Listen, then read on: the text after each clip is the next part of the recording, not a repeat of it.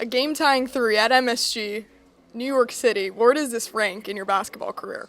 Yeah, it's up there with one of the best shots I've probably ever taken and hit, and one of the most electric moments with the entire garden on their feet, counting down the seconds, and just the moment that we were in competing for a Big East championship. It was a special night and a special shot for sure. Yeah, we know this coaching staff is so good at those out-of-bounds plays. How well was that executed from whiteboard to the court? Yeah, it was actually interesting the way that we drew it up. We didn't really anticipate them being in zone coming out of that timeout, and they were in zone, so they're switching all the screens that we were trying to get. And I knew that if I went into this window, the zone, neither of the guys would really take me, and that's what happened, and I was able to see the rim and saw it go through. It was a roller coaster of emotions, though, for you, fouling out early in that first OT.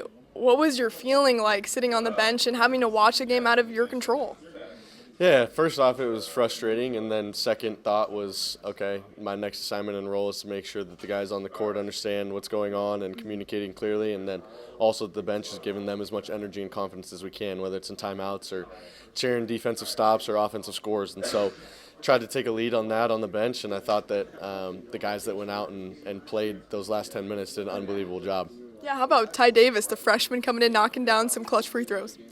Yeah, can't stop talking about Ty, the man that he is and just the player that he is.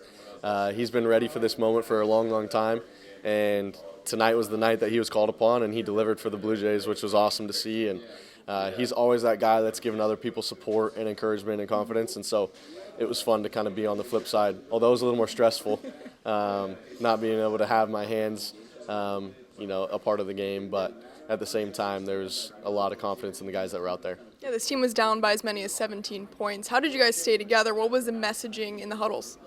Yeah, the messaging was win each 4. Obviously, we get a 4-minute media timeout after play, and so trying to win each 4 minutes of the game because we knew there was no 17-point possession. A 17-0 run doesn't happen very often either, and so if we could just be consistent with all of those things, it made it to where we could win those little battles, and we started to, and I felt like the momentum came. And then there was those moments where we were down, 2, 3, 5, 6, whatever it was, and then they kept punching back and kept extending that lead. And so finally in the last few minutes we were able to make our last push and then get it tied.